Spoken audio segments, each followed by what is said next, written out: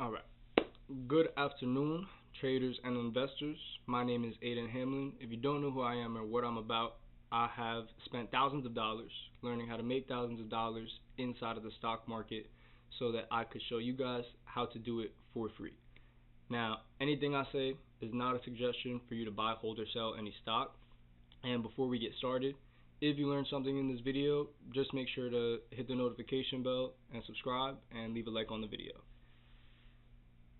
Now, before I even get into how to value a stock, some of you are like brand new and don't even know what a stock is.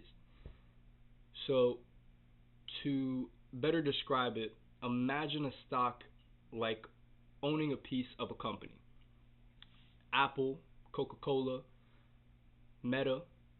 The value of that stock is basically what the open market or people think the company is worth right now and in the future. It's not an exact science. It's partially math, but here's how it works in simple terms. There's company basics, which are fundamental.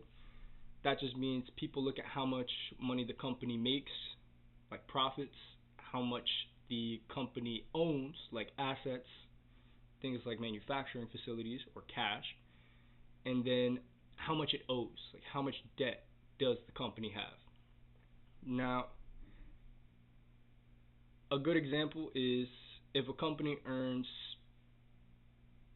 $10 a day, but they owe $100 a month in debt, they're making $300 a month revenue, but they also owe some stuff on the back end there. I think I did the math wrong in my head there, but basically, a company's fundamentals, you just want to look at things like their net income, their cash flow statements, and inside of different things like Fidelity, Webull, or Public, Yahoo Finance, you can actually look at these things, but Wall Street does it for you and tells you exactly what the company is worth based on these factors. Now, the other part is something called a PE ratio. Now, a PE ratio is called a price to earnings ratio. That is a popular way to check if a stock is a good deal at the moment. So all you have to do is just take the stock price, divide it by the company's earnings per share, and if the PE is low, like 10 to 15, it might be undervalued, which means that might be a good deal. It's like buying a $10 burger for $5. If it's high, like over 30, it could be overpriced, meaning people are betting big on future growth. So PE ratios, high or low, it's not necessarily going to tell you the direction that a stock is going to go, but it is going to tell you how much the market, aka the buyers, such as yourself and other people in America, see the company from a value standpoint. It's an external evaluation. Now, stocks are not just about how much money can you make today. So before you even start investing, I want you to take the idea of being able to buy Apple for $1,000, like buy Apple stock for $1,000 and turn it into $2,000 in 2 months. Get it out of your head. Stop thinking about it like that. You have to remember this is investing.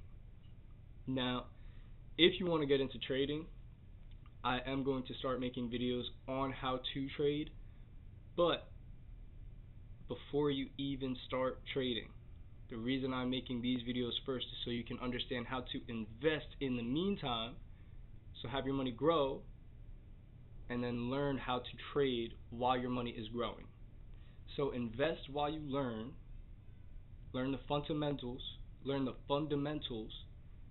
of trading, but instead of just letting your money rot in your bank account and depreciate because inflation is skyrocketing right now, have your money grow the smart way so that you can start trading it, which is the riskier way. Both are profitable, but if you don't know how to trade, no reason jumping right into it. Now, there is something else called market mood. That just means fear and greed index. So, how much fear is in the market. So, when things like 2008, 2020, COVID, housing market crash happen, a lot of people are going to be fearful and sell. That's where you see in the news all those red charts soaring downward. Now, supply and demand do play a huge role in market mood. So if everybody wants to buy, then you're in a bull market, which is currently what we are in. S&P has reached all-time highs, QQQ has reached all-time highs, and the prices are rising. If everybody is selling, prices start to drop. Now, big investors, news, or even tweets like from Trump can swing things, right? A lot of people though make a huge mistake, and I'm going to say this in every single video. A lot of people wait until everybody is buying to start buying, and they don't sell until everybody starts to sell. So you're buying high and you're selling low. That is something that Wall Street calls dumb money. They literally say it every day, and you, as a autonomous human being, have to make the decision to understand that Wall Street is against you. They do not want you to take their money. They want you to invest in the companies that they're giving to you. They're saying, hey, go ahead and invest in this one. This is super high, and they push it in the news. Then you buy it when it's super high, and then tariffs, inflation, job reports, CPI reports, everything bad news, bad news, bad news. And then the stock market crashes. So you bought it at 600 and you sold it at 550.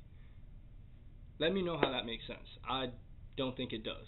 So what Aiden does is Aiden buys when everybody is selling and fearful and, oh my God, everybody's going to die. I'm buying when people are terrified. I'm holding when people are uncertain, but the market's kind of inching upwards. And right about now is where I'm selling most of my positions or giving my stock something called a haircut, which is basically just, hey, taking some profits, keeping the rest of my money in the market, but I'm taking some profits. And that's something you should not feel bad about doing. Take your profits out every once in a while. If you buy a bar of gold and gold is up as much as it is now, you better sell some of that gold.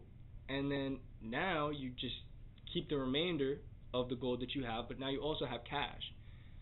So that's just something that I see a lot of people make a common mistake with. They buy high and sell low, when really what it should be is buy low, sell high. And I know that sounds very easy, but the stock market could be a very emotional thing. So a lot of people say, well, no, I'll just buy when it's low and sell when it's high. But what often happens is you fall into this trap of hearing in the news about how the market's about to crash like it did in 2020 or 2008. You hear about how we're going to be in a recession again, and you sell when you're down 5%. And then the next day, it goes up 10%, and you're like, what the fuck? So just keep that in mind. Now, how we can reduce the risk that we take on in these types of scenarios is diversifying. So if you have $10,000, you should not be putting your entire $10,000 into Apple as soon as you open up your portfolio. That's a no-no. It's a big mistake. If I were you and you're just starting out with investing, what you ought to do, I'm sure your parents have told you this time and time again, whether you're 40, 13, 18, 70, don't put all your eggs in one basket. Now, there is something called an ETF. S&P 500 has one. It's called SPY. The NASDAQ has one. I'm sure you guys hear about that in the news all the time as well. It's called the QQQ or the Qs. And then the Dow Industrial also has one. That is called the IWM. Before you start putting your money into one company like Apple, Microsoft, Google, put it into those ETFs and learn about why you even want to invest in Meta in the first place. If you don't even know how much cash flow Meta is making, you don't even know how much ad revenue Microsoft is making, you don't even know what Google really owns or why their stock keeps going up, you should not be buying. You just shouldn't. If I were in your position, I'm not telling you what to do with your money, anything I say, not a suggestion for you to buy, hold, or sell any stock. If I were in your position, Aiden would pick up this book first. Before you start trading stocks, you should start investing into these ETFs and have your money grow. And while your money is growing, while you're investing into these ETFs, start reading on trading. I am going to make videos about all of the good stuff I've learned from this book if you're not a reader. But before I make those videos, this is going to be a long series that you should absolutely watch from first video all the way to the end. Because later on I am going to be talking about trading. Do not rush if you're coming here in like 2 years after I post this video. Watch from the beginning if you're brand new. Last thing you want to do is learn the lessons the hard way. A lot of people have to crash their car before they start driving slow. So if that's you, sorry. But if you're intelligent, take into consideration that you're not that intelligent. Invest in the ETFs, learn about trading, and once you have a confident understanding on how to trade, then you can start trading. Now, a lot of people ask me, well, Aiden, is there any way I can practice trading while I invest? Absolutely. There are plenty of platforms that you can paper trade on. I personally like Webull. You can paper trade on Webull where you use fake money using real data, real stock market data, and you can test out strategies that you learned while you're investing in the ETFs. So while you're investing in the ETFs, if you learn a strategy on how to trade and you want to apply it to Apple because Apple just fell 5%, go ahead and do that. See how it goes. And I guarantee you're going to be like, thank fucking God I didn't use that trading strategy with my entire $10,000. Because you're most likely going to get burned. Now, I'm going to end the video here because cutting in a little bit into the time that I wanted to spend on the next one. But that is my best advice on how to use ETFs to your advantage, as well as what a stock is, how they are valued, and how to avoid burning your portfolio. So, if you learned something from this video, hit the notification bell. You'll learn something in the next one. And subscribe so that you get notifications as well as to when I post. And leave a like. Take care, you guys, and just make sure that we're not burning any portfolios out here.